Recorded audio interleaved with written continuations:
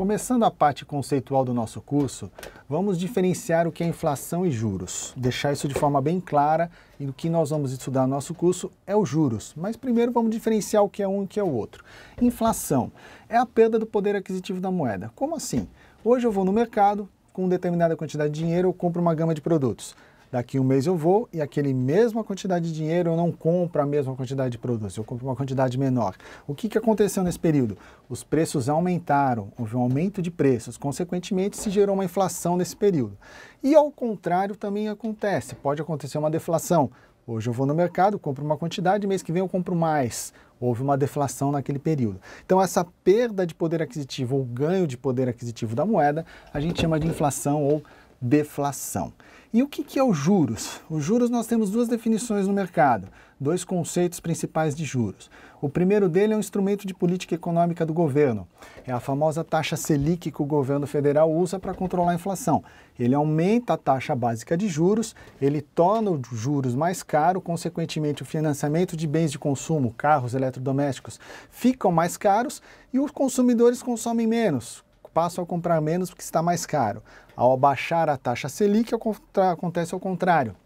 O governo diminui a taxa de juros, esse dinheiro fica mais barato e o consumo aumenta. Então, os juros, como instrumento de política econômica do governo, é um dos conceitos que a gente tem para ele. O outro juros, que é o que nós vamos estudar no nosso curso, a gente define como remuneração do capital.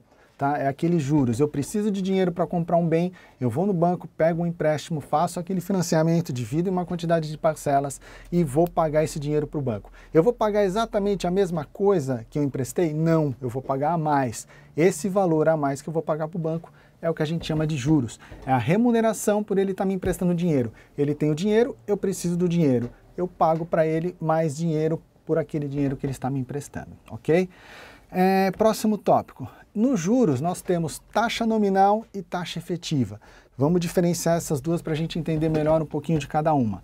A taxa nominal é aquela taxa básica, a taxa de referência, aquela taxa que vem na face do nosso contrato. Por exemplo, vocês veem nas propagandas de carro, às vezes na televisão, uma taxa de 0,99% ao mês. É essa taxa realmente que vai ser cobrada? É essa taxa que eu vou pagar no meu financiamento? Não, essa é a taxa nominal, a taxa que está lá no nosso contrato.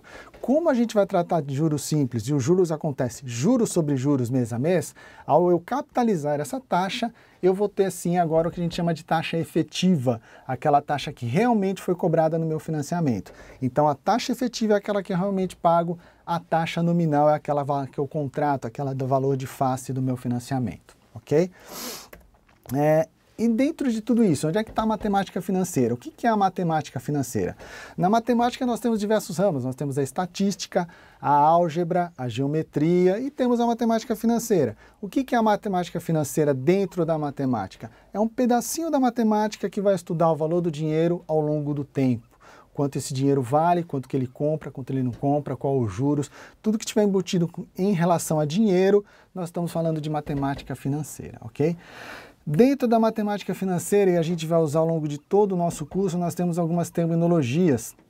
Vamos lá para a primeira, a gente vai chamar de capital, representado pela letra C, aquele valor do dinheiro que a gente coloca no começo da nossa análise, aquele valor que eu estou emprestando, aquele valor que eu estou financiando, aquele valor que eu estou aplicando. Então, aquele valor inicial a gente chama de capital. Também é conhecido em outras terminologias usadas no mercado como principal, representado pela letra P, valor presente, representado pela letra VP, ou present value, representado pela letra PV, que a gente vai encontrar aqui na nossa HP12C, ok? Próximo item que nós vamos usar muito, os juros, que é essa remuneração do capital que a gente falou. Os juros em reais, em dinheiro, a gente vai representar pela letra J. O prazo é o nosso intervalo de tempo que a gente vai usar no nosso cálculo, ou da nossa aplicação, ou do nosso empréstimo. E esse intervalo de tempo a gente vai representar pela letra N minúscula. Veja bem, minúscula, porque lá na frente em desconto a gente vai ter um outro N maiúsculo que tem outro significado. Então, o nosso prazo a gente vai utilizar como N minúsculo, ok? Montante. O montante é a soma do capital mais os juros. Vamos supor, eu apliquei um dinheiro hoje, que é o meu capital.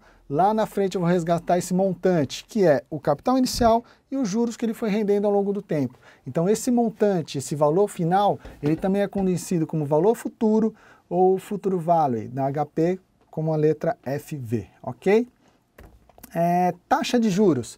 Vamos separar as coisas. Juros representado pela letra J, em reais, que é a nossa remuneração. Taxa de juros, representado pela letra I e sempre acompanhado num símbolo de porcentagem. É uma taxa que eu vou estar aplicando no meu capital.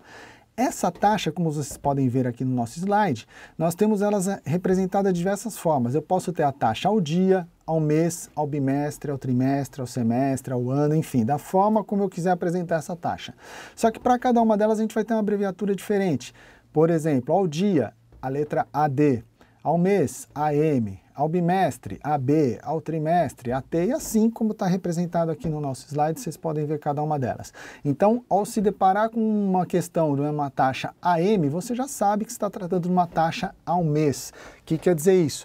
A capitalização dela vai ocorrer de mês em mês. A cada final de 30 dias eu vou ter uma capitalização. O que é a capitalização?